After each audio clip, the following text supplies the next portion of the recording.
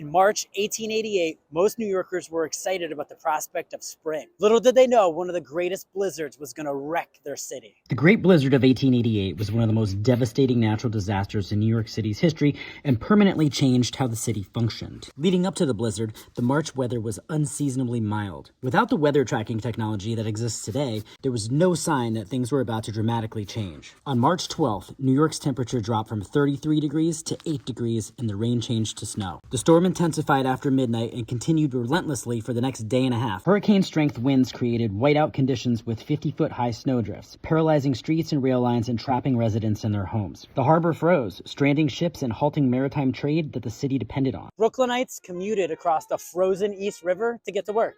What?